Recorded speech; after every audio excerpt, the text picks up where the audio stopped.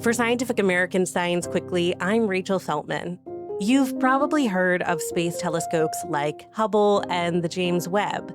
They're famous for giving us breathtaking images of the cosmos and providing countless people around the world with very pretty phone backgrounds.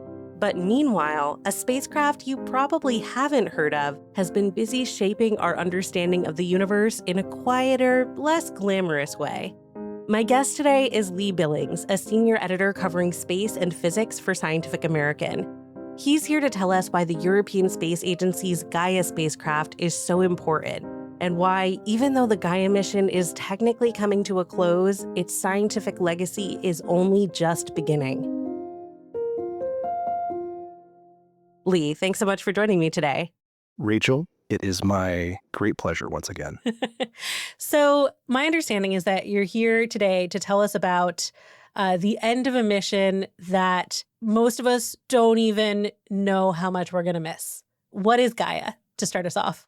That's right. So Gaia is a spacecraft that was launched by the European Space Agency way back in December of 2013. And it was on a mission to create the best, biggest, most accurate map of the Milky Way ever.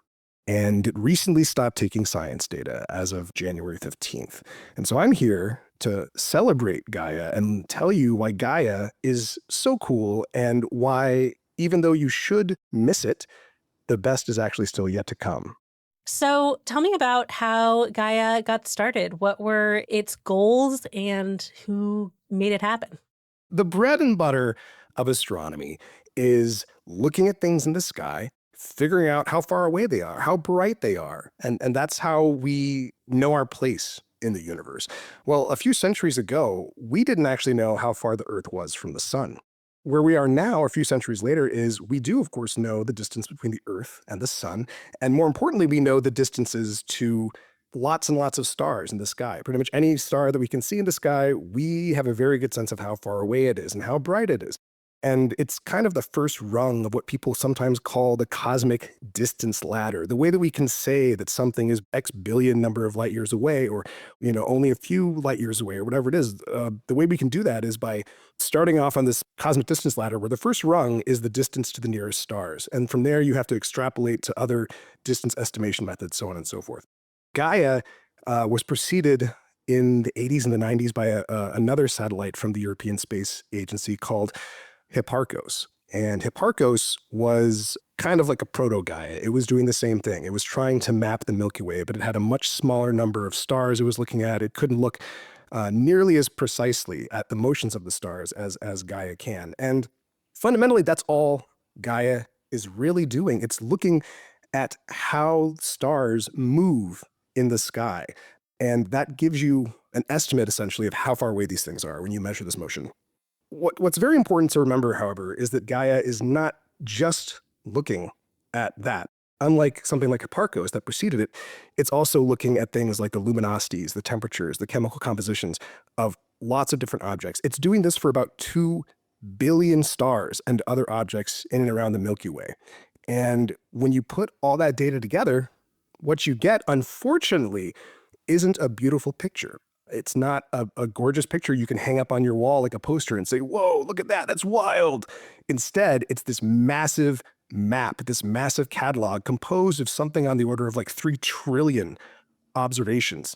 And that's really fundamental and important, and you can draw all kinds of cool science from that, but it's not really sexy, right? It's not going to be on the covers of magazines. And so Gaia, even though it's almost like the air that astronomers breathe, as someone once told me, is also kind of a telescope or a mission that only astronomers can love.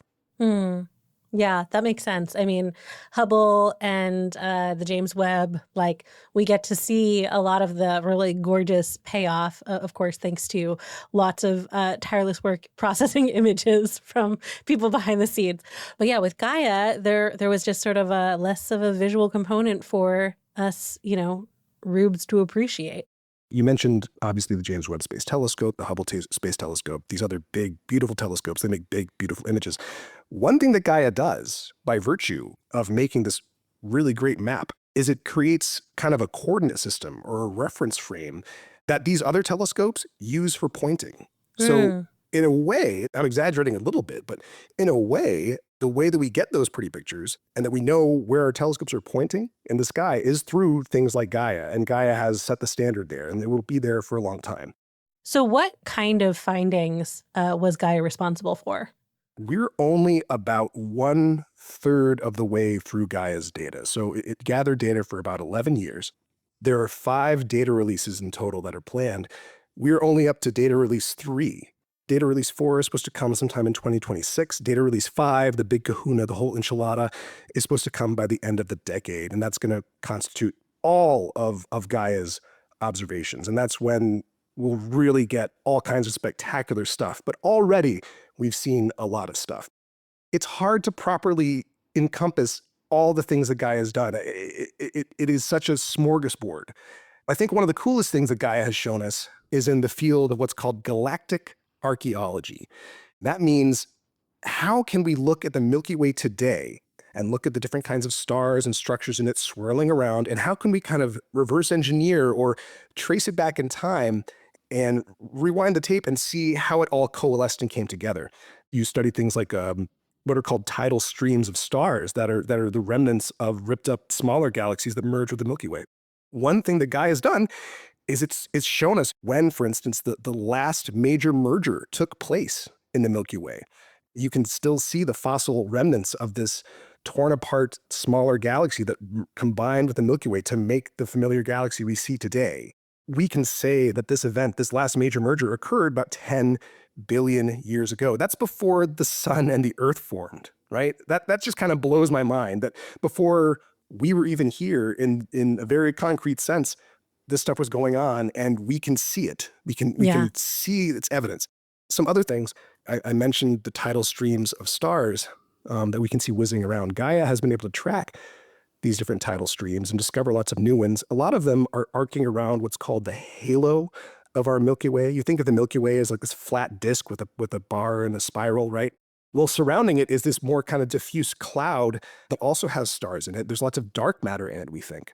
And in one of these tidal streams Gaia found, this tidal stream seemed to have a curious little kind of bite taken out of it. And the idea is that that bite that seems to have been taken out of that stream might in fact be evidence of a dark matter clump in the halo. So, we're trying to find dark matter, this mysterious substance that supposedly has gravity but doesn't otherwise interact with anything in the universe, essentially. We're trying to find it in all these lab experiments here on Earth, and they keep coming up empty. We can't find it. We can't find it. And some people say, well, maybe dark matter doesn't exist. Well, we're finding evidence from things like this tidal stream with apparently a Cookie Monster-style bite taken out of it that, in fact, that might be dark matter out there. We might end up finding the clinching evidence for dark matter through this sort of observation way out there rather than finding it in our lab. Gaia has shown us a more precise architecture of parts of our Milky Way. Like what's found, there's actually this little curious warp in the disk of the Milky Way as it's being perturbed by merging with another smaller dwarf galaxy. It has measured the motion of our solar system through space around the galactic center with respect to a reference frame of about 1.3 million far distant quasars, which is the cores of active galaxies, basically giant supermassive black holes that are feeding on matter and burping out lots of light and energy. And we can see these cosmic beacons across very, very, very vast spaces. And so Gaia has made this three-dimensional map of more than 1 million quasars, and we can track our motion against these far distant objects. That's charting our course around the Milky Way, around the galactic center. So we orbit the center of our Milky Way, and this is showing us basically how fast that orbit is and its characteristics. It's found oodles of asteroids. It's refined the orbits for about 150,000 of them, and it's turned up evidence for moonlets around hundreds of those. It's discovered a new kind of black hole. Again, all we're looking at is just kind of the wobble, the back and forth motion of these objects in space as they move, and you can infer sometimes. You look at a star and you see it kind of moving back and forth like there's some unseen companion around it. And you can do the math and say, oh, that's not a planet. In fact, that thing has a mass of about 30 times that of our own sun. So what could it be? Well, it's only going to be a black hole. So we found black holes.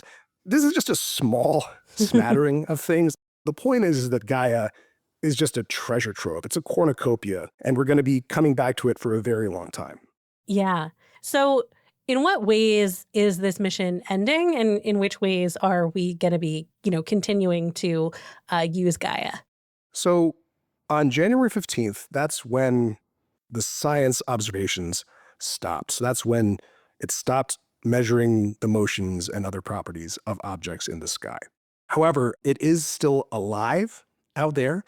It's orbiting in a place called the Earth-Sun Lagrangian 2 point, or L2, which is a quasi-stable point about 1,000,000 miles from Earth, well past the moon, where all the gravitational forces that are around align so that you don't really have to use much propellant to keep a spacecraft there. That's where it is. It's going to be there for a few weeks longer, and then it's going to be moved to a graveyard orbit, a heliocentric orbit. So it's going to be orbiting the sun far from Earth's sphere of influence, and that way it can't get in the way of anything or cause any other problems. It'll be switched off for good in late March, in March 27th. And while they're transferring it to this new orbit and decommissioning it, putting it down, so to speak, they're doing various little subtle tests, adjusting its orientation with respect to the sun and to the Earth and things like that to basically figure out how to better control spacecraft out there, and even looking at kind of how some of its materials and hardware have responded to being in space for so long. But the really exciting stuff is going to be in these future data releases. And I think the one that I really can't get over enough is exoplanets. What's so cool about Gaia's exoplanets, again, is via this method I described earlier when we were talking about finding black holes. All it's doing is it's looking at how a little star wobbles around laterally on the sky. The technique that it's technically called astrometry is the technical name for it. And if you go right now and you look in like any exoplanet catalog and you sort by detection method, there's various different detection methods. We don't need to go through them all. But the point is that out of all of them, I'm pretty sure astrometry has the least, because it takes a very long time to build up enough data to really discern these wobbles and associate them with planets. So you need to have very, very, very precise measurements of the stars for a pretty long period of time, multiple years. And so consequently, we haven't been able to do that very well. And so it's single digits, the number of exoplanets we know from astrometry, this technique. Gaia, by the time of its final data release, I've talked to scientists who have said, conservatively, it's going to give us thousands of new exoplanets. Wow. More kind of middle of the road estimates are tens of thousands of exoplanets. And then more optimistic estimates are 100,000 exoplanets. Wow. I mean, that's nuts. I kind of can't get over that. And so when that happens, that's going to be pretty exciting, but it's also going to be overwhelming. And I think that's another aspect of this is it is just a fire hose of data, a fire hose of stuff. And that's also explaining why it takes so much time to get these data releases out, even though in some sense the data is all there in some server somewhere, right? It takes time to calibrate, it takes time to analyze, it takes time to get scrubbed of errors and cleaned up, yada, yada, yada. So there's a lot of stuff that's going on in the background to make sure that this data will be usable in the future. Yeah, very cool. So with Gaia retiring, what's next for this field? In short, there's still a lot of great stuff to come from Gaia and the data that we already have. I mentioned earlier that there is this reference frame, essentially, that Gaia has created for us that many other telescopes are going to use to do precise pointing. But over time, that will degrade because objects move, stars move, the solar system moves. So the longer we wait, the more degraded that gets, the less the precision will be. So at some point, there will be a need for another mission. And the European Space Agency, in case you can't tell, the Europeans have really taken the lead in this. They're kind of the only game in town. They're already planning something that's kind of like an infrared version of Gaia. Gaia uses optical light mostly for its observations. So if we launch something that's like an infrared Gaia, and this would probably be in like mid-century, right? Like 2045, 2050, something like that. You can do things like peer through all the dust that's towards the center of the Milky Way, that's all in the dusty disk of our galaxy. You can pierce through that with infrared. You can see lots of other stars in the disk, through the disk, maybe even some degree on the other side of things. And that will be another big leap in our understanding of the archaeology and architecture of our galaxy, and will continue to give better pointing information for other telescopes. Very cool. A lot to look forward to. Lee, thanks so much for coming on to chat with us today. Rachel, thank you so much for enduring my onslaught of Gaia enthusiasm. I appreciate it. Listeners, if you want to give Gaia some love, you can actually spot it with a backyard telescope when light bounces off of its solar panels. The European Space Agency's website can tell you where the spacecraft is in the sky at any given point to help you find it. That's all for today's episode. Tune in on Friday for a deep dive on earworms. Why do some songs get so stuck in our heads, and how can we get them out?